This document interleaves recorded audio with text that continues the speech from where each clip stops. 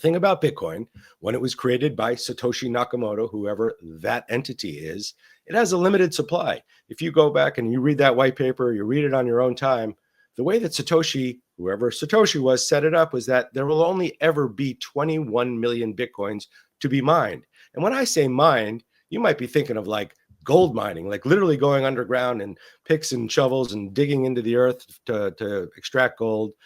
It's like that, but it's actually done with software and it's done with computing power and it takes a lot of energy. You may have heard stories about how much it costs to produce just one Bitcoin in terms of energy. You could power a small city, right? A lot of that's true, but it's getting a little bit easier to the energy use is not as intense as it used to be. But because there's only 21 million Bitcoin that will ever be mined, that's a limited supply. And that's one of the attractive features of Bitcoin, especially as we see it at these very high prices. We're at about 19.8 million that have already been mined.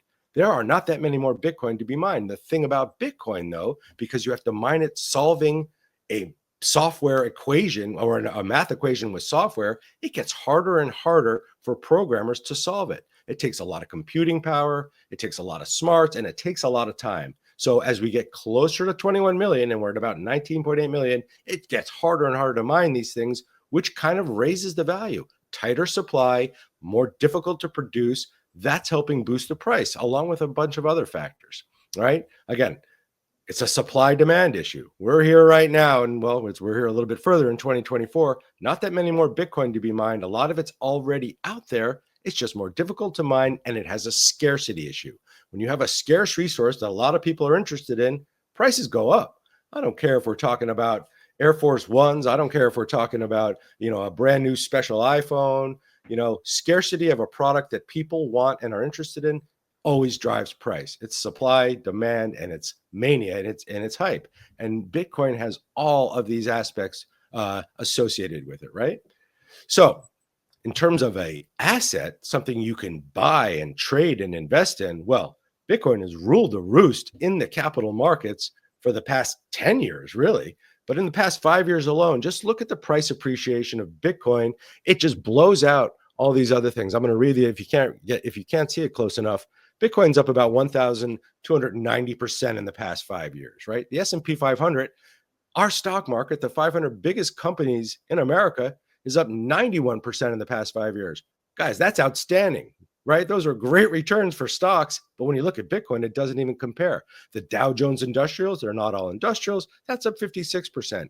Gold, and I use the ETF as the proxy, is up about 78% in the past 5 years. And the dollar is up about 10%. So Bitcoin, in terms of an investment, has returned a lot more, or generated a lot more what we call alpha in our business because of this scarcity, because of the interest in it. And a lot of that has come in different waves. Rashad mentioned he first got introduced to it in 2016, 2017. Bitcoin had already been around. I remember back in 2014 when it was $2. And no, I didn't buy it because I didn't understand it. But the more scarce it gets, the more interest there is, and the more adoption there is by both investors like us, individual investors, or institutional investors like the Fidelities of the world, the BlackRocks of the world, the Goldman Sachses of the world. And yes, they're interested. And yes, they're mining their own Bitcoin. Well, that's just going to drive price even higher. So in the past 5 years, it has blown out stocks by a long shot.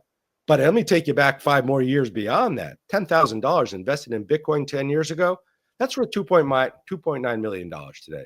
Now, you want to talk about fear of missing out, or, I wish, somebody would have told me about this and I just would have put 1,000. Well, we can think about that with everything. Bitcoin is super unique with returns like this. 10,000 10 years ago, worth $2.9 million today. We have never seen anything like it in the capital markets. And I've been doing this for a very long time. So we could talk about why that's happened, but still, even with that massive price appreciation, Bitcoin is still, it's much bigger than that. It's about $1.5 trillion now, but it's very small compared to the market capitalizations of big assets that are already traded in our capital markets. Real estate being the biggest worldwide, the $330 trillion market. Global debt, we're talking about the bond market. We're talking about US debt, Chinese debt, Japanese debt, European country debt. That's a $315 trillion market. Fiat currency, we're talking about dollars, euros, yens, right? That's $120 trillion market. Bitcoin is $1.5 trillion market. It's come a long way in 14 years, but it is still a very small asset class, comparatively speaking. And given the hype that it gets, barely anybody owns it, but the people that own it own a lot of it, especially some of the bigger companies. So we'll get into that in a second. Just keep that in mind, though. When Rashad mentioned that 85% of people surveyed say they don't own it, well, it's still pretty young and it's still pretty small. And it wasn't until the last year or two where it really became available for us to put into our retirement accounts, to buy like an exchange traded fund, like we would buy an exchange traded fund that tracks the NASDAQ, right? It is still kind of I wouldn't call it a baby, but I may call it like an 8-year-old or like a 14-year-old, because that's actually what it is.